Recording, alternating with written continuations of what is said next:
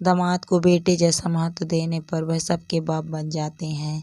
रजनी बहू देखो तो कौन आया है। सास ने सोफे पर बैठे बैठे रजनी को आवाज लगाई। रजनी ने जैसे ही दरवाजा खोला उसका मन और मुंह दोनों पिछली घटनाओं को याद कर बुरी तरह से कड़वे हो उठे। सामने रजनी के ननद नंदोई खड़े थे। आते ही वे बरस पड़े जैसे रजनी और उसके पति ने कोई गुनाह कर दिया हो। अरे बेटे को विदेश पढ़ने भेजना तो समझ आया, लेकिन बेटी को विदेश पढ़ने भेजने की क्या जरूरत है।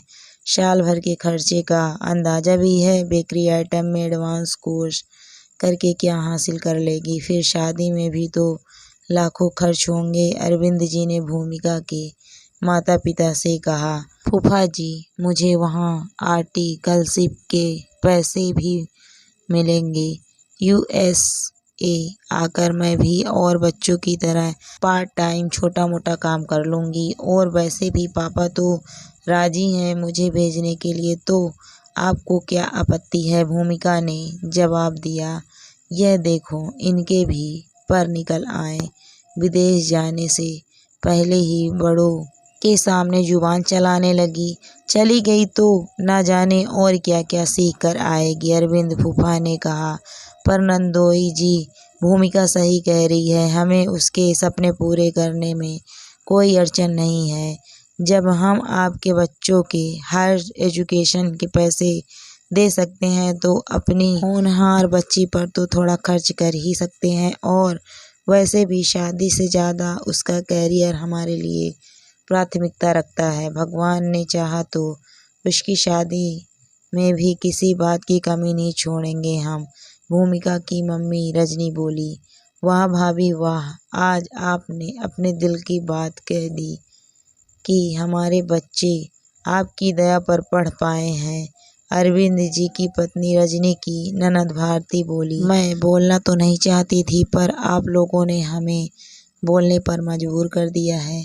जब से शादी करके आई हूँ हमारी ज़िंदगी के छोटे बड़े फैसले पर आप लोग बिन मांगी सलाह देते हैं। हर फैसला आप लोग अपने सुविधानुसार लेते हैं और आपकी बात मानने को मजबूर करते हैं। माना आप लोग इस घर के बेटी दामाद हैं। हमने हमेशा आपको मान सम्मान उचित आदर दिया है, लेकिन आप लोग हमारे अच्छे स्वभाव का नाजायज़ फ़ायदा उठाते रहे हैं। घर पर नए सामान की ज़रूरत है या नहीं से लेकर पैसों का इन्वेस्टिंग सब नंदोई जी के इशारों पर होता है। आज तक रजनी ने कभी इन बातों को तूल नहीं दिया, क्योंकि वह छोटी छोटी बातों को लेकर रिश्ते बिगाड़ना नहीं चाहती थी। तुम्हारी हिम्मत कैसे हुई मेरी बेटी दामाद का अपमान करने की। 72 वर्षीय सास पद्मा जी बोली, मैं अपमान नहीं कर रही हूँ, बल्कि सच्चाई बता रही हूँ। आप लोगों ने हमेशा बेटे से ज़्यादा दामाद को महत्व दिया है। रजनी बोल रही थी कि बीच में रवि ने अपनी बात कहना शुरू कर दिया। जब आप लोग गांव में पुश्तैनी ज़मीन को बेचना चाह रहे थे, तब रजनी ने कहा था कि ज़मीन अभी रहने देते हैं, पैसों की ज़रूरत तो है नहीं, अभी कुछ सालों बाद ज़रूरत पड़ने पर बेच देंगे, तब ज़मीन के भाव भी दुगने तिगने हो जाएंगे। पर आप लोगों ने अरविंद जी के जोर देने पर उन्हीं के लाए ग्राहक को ज़मीन औने पौने दामों में बेच दी। अरविंद जी ने वह ज़मीन 10 लाख में बेची थी, पर हमें 7 लाख बताई। रजिस्ट्री भी 7 लाख में करवाई। 3 लाख उनकी जेब में गए। संबंध खराब होने की डर से मैंने कुछ नहीं कहा। रजनी घर की बहू है, हमारे परिवार का हिस्सा है, फिर भी उससे कई बातें छुपाई जाती है। बेटी दामाद को हर बात का राजदार बनाया जाता है। जब आप लोग दामाद के ऊपर विश्वास कर सकते हैं तो बहू के ऊपर क्यों नहीं। रवि ने कहा, मेरी शादी को 26 साल हो गए, मैं अब तक इस घर के लिए पराई हूँ। हम बहुएं दूसरे घर से आती हैं, पर ससुराल को अपनाकर यहीं की हो जाती हैं। नंदोई जी भी बाहर के हैं, पर हमारे घर के हर मैटर पर उनका ज़रूरत से ज़्यादा दखल है। आपके बच्चे हायर एजुकेशन के लिए बाहर जाना चाहते हैं, पर आप लोगों ने सामर्थ्य होते हुए भी पापा जी से पैसे मांगे, जो उन्होंने खुशी खुशी दे भी दिए। ना आपने बेटे से जिक्र किया, ना बहू से। हमने भी इस बात का जिक्र कभी नहीं किया। तब आप लोगों को यह पैसे फिजूल खर्ची नहीं लगे, पर आज जब मेरी बेटी के लिए पैसे चाहिए तो पापा जी ने तुरंत अपने बेटी दामाद को बुला लिया। याद रखिए, इस घर के बेटे यानी भूमिका के पापा ही सारा कारोबार चला रहे हैं। वह स्वभाव के सीधे हैं। आज भी सारा पैसा ससुर जी के अकाउंट में जाता है। दिन रात की मेहनत के बदले क्या उनका इतना भी हक नहीं कि अपने बच्चों के सपने पूरे कर सकें? रजनी ने कहा, और माँ जी, जब से मैं शादी करके आई थी तो उस समय आपकी उम्र भी लगभग इतनी ही थी जितनी आज मेरी है। आप सारे कामों का बोझ मुझ पर डालकर निश्चित हो गई थी। एक गिलास यहाँ से वहाँ नहीं करती थी, पर आज आप मुझसे उम्मीद करती हैं कि मैं तबीयत ठीक न होने पर भी आपकी बेटी दामाद, आपके भाई भाभी, आपकी बहन, उनके परिवार की सेवा में लगी रहूं। सेवा के वक्त सारे कर्तव्य मुझे याद दिला दिए जाते हैं, पर जहाँ अधिकार की बात हो वहाँ ननद नंदोई को आगे कर दिया जाता है। रजनी ने फिर कहा, हम जरा सा अपने बारे में सोचते तो तुरंत ननद नंदोई जी आ जाते हमारी खुशियों पर पानी डालने। शादी के बाद हम पति पत्नी बाहर घूमने जाना चाहते थे, एक दूसरे को समझने के लिए साथ में अच्छा वक्त बिताना चाहते थे, पर तभी दीदी जीजा जी हमारे साथ हो लिए। तब से यह सिलसिला बरकरार है। अरे पति पत्नी कभी अकेले भी तो घूमने जा सकते हैं। घूमने का सारा इंतजाम हमारे द्वारा ही किया जाता है।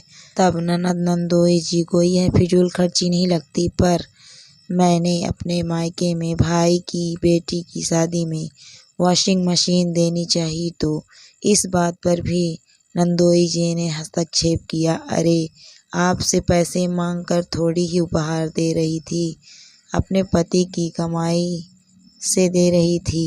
हमारी शादी की 10वीं वर्षगांठ पर रवि जी ने पापा जी से पैसे लेकर मुझे 2 व्हीलर दिलवाई। तब भी नंदोई जी ने जलते हुए कहा, लगता है साले साहब की दुकान बहुत अच्छी चल रही है, खूब पैसा खर्च किया जा रहा है। घर की औरतों के लिए भी गाड़ियां खरीदी जा रही हैं।